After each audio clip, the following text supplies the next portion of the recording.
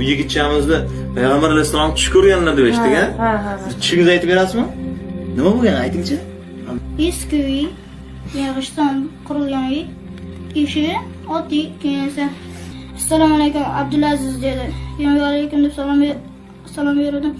Keyin esa aytdi, men Muhammad Mustafa sallallohu alayhi vasallam bo'laman dedi. Keyin esa shirin uyimizga kirgizaman dedi. Keyin bo'pti deb uylarga kirdik. Eshiklar taxtadan ko'tarib yoqib qo'ydikdan keyin ichiga kirib, yana ko'tarib yana yopib qo'ydik. Keyin ichkarida Ibrohim degan anam bor, birodarim ana shu bor ekan. Keyin men ana qiroat qilib bering dedi. Bilgan suralarni aytib bering dedi. Keyin bo'pti dedim men alhamdulillah aytib berdim. Ixlos, keyin Kavsar, Nas, Falaq, Sharh, Nasr, Baqaraning 8 ta oyatini aytib berdim. Keyin Ibrohim aytib berdi, o'tam keyin uyim aytib berdi.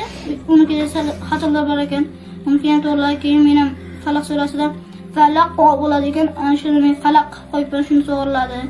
Keyin uylardan chiqqandan keyin yuring Abu Bakr roziyallohu anhu laqab baraman dedi. Keyin bo'pti deb ketayotganimizda yo'lda bitta masjid bor ekan. Masjidning oldida ko'p odam bor ekan. Bitta qora odam turibdi ekan. Keyin ana shu odam qo'l ko'targan ekan, payg'ambarimiz aytdi. Hazrati Bilol bo'ladi ana shu dedi. Keyin o'tib ketdi. Keyin Abu Bakr roziyallohu anhu laqab berdi. Abu Bakr roziyallohu anhu laqida ancha turgandan keyin Ibrohim bilan meni ikkalamizni ikki yelkasiga ko'tarib uylarida aylantirdi. Qanday ne'mat, qanday bir baxt.